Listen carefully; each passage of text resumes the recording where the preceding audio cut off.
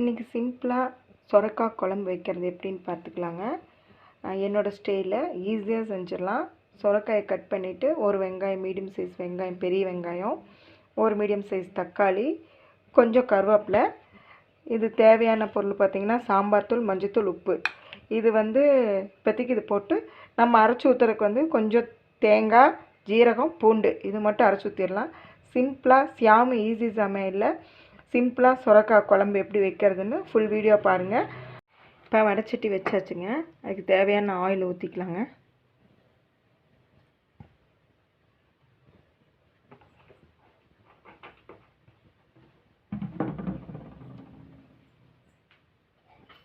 தேவையான கடுகு போட்டுக்கலாங்க.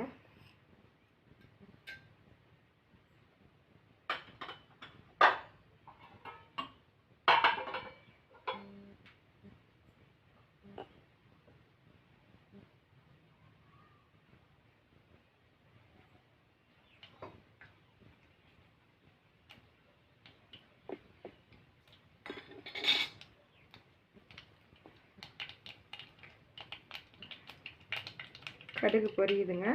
வெங்காயத்தை போட்டுக்கலாங்க.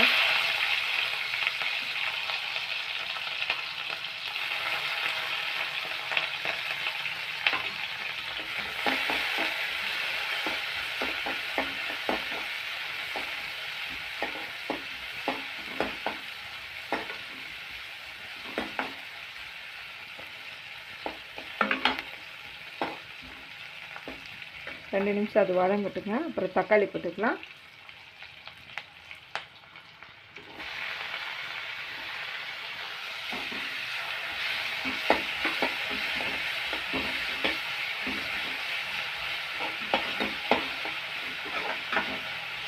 என்றைக்குமே நான் சொல்லியிருக்கேன் என் வீடியோவில், தக்காளி எந்த அளவுக்கு வதங்கி எண்ணெய் பிரிஞ்சு வருதோ அப்போ எந்த காய் போட்டிங்கனாலும் டேஸ்ட்டு வேறு மாதிரி இருக்கும். தக்காளி நல்லா வதங்காமல் போட்டிங்கன்னா அது ஒரு டேஸ்ட்டு வரும். ஒவ்வொருத்தங்க ஒவ்வொரு மாதிரி சமைப்பாங்க, டேஸ்ட்டு வெவ்வேறு மாதிரி இருக்கும்.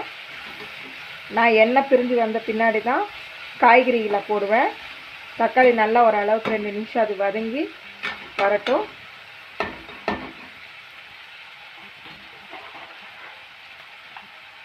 அதை மூடி வச்சிடலாம். தக்காளி வதங்கிடுச்சான்னு பார்க்கலாம். நல்லா வதங்கிடுச்சு. இந்த சமயத்தில் பார்த்தாலே தெரியும் நல்லா வதங்கிடுச்சு.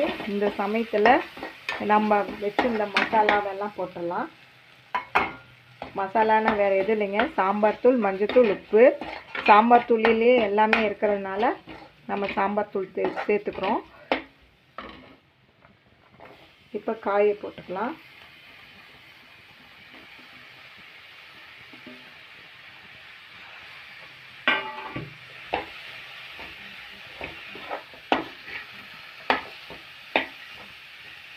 சொரக்காய் வாரத்தில் ஒரு டைமாவது சொரக்காய் சேர்த்துக்குங்க. நம்ம எப்படி தண்ணி ஃபில்ட்ரு பண்ணி குடிக்கிறோமோ அதே மாதிரி கிட்னிக்கு சொரக்காய் ரொம்ப முக்கியம்.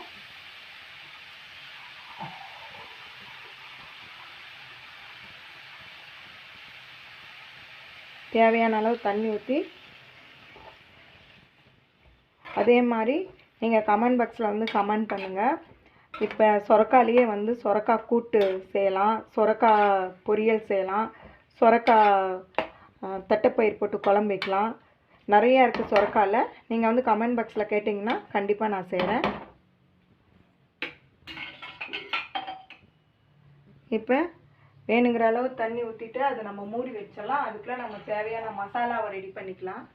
மசாலானா தேங்காய் அரைச்சி ஊற்றுறதுக்கு. இப்போ இதை மூடி போட்டு நல்லா வேகட்டும். வேகிறதுக்குள்ளே நம்ம தேங்காய் அரைச்சிக்கலாம். சொரக்காய் குழம்புக்கு 3 பல் பூண்டு, கொஞ்சம் ஜீரகம், கொஞ்சம் தேங்காய் அரைச்சிக்கலாங்க. அரைச்சிட்டு குழம்புல ஊற்றிடலாங்க. இப்போ சொரக்காய் வந்துச்சான்ட்டு நம்ம பார்க்கலாம். நல்லா தண்ணி சுண்டிருச்சு. இந்த டைமில் நம்ம அரைச்சி வச்சுருந்த தேங்காய், ஜீரகம், பூண்டு வேறு எதுவுமே நம்ம போடலை. சாதத்துக்கு அப்படியே போட்டுக்கலாம். சப்பாத்தி கூட செஞ்சு சாப்பிட்லாம். ஈஸியாக முடிஞ்சிடும். தேவையான அளவு தண்ணி ஊற்றிடலாம்.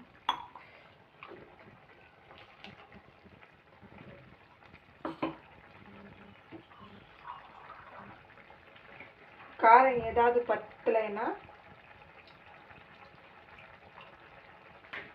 நீங்கள் ரெட் சில்லி சேர்த்துக்கலாம்.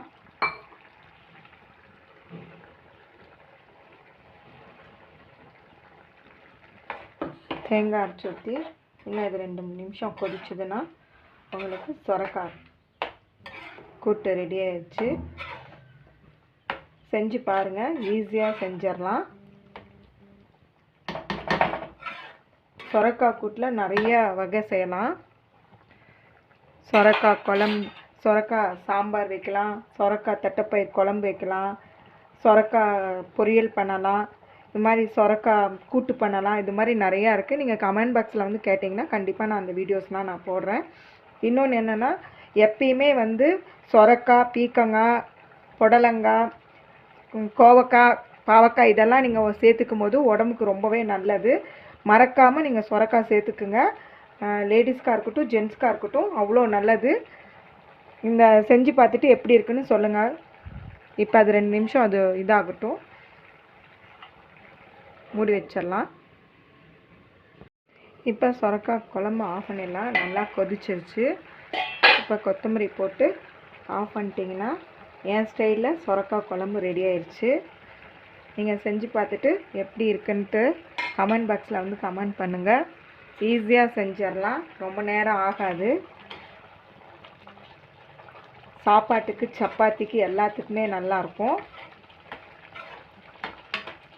செஞ்சு பார்த்துட்டு சொல்லுங்கள் ஃப்ரெண்ட்ஸ். சொரக்காய் குழம்பு ரெடி ஆச்சுங்க. செஞ்சு பார்த்துட்டு எப்படி இருந்ததுன்னு சொல்லுங்கள் ஃப்ரெண்ட்ஸ்.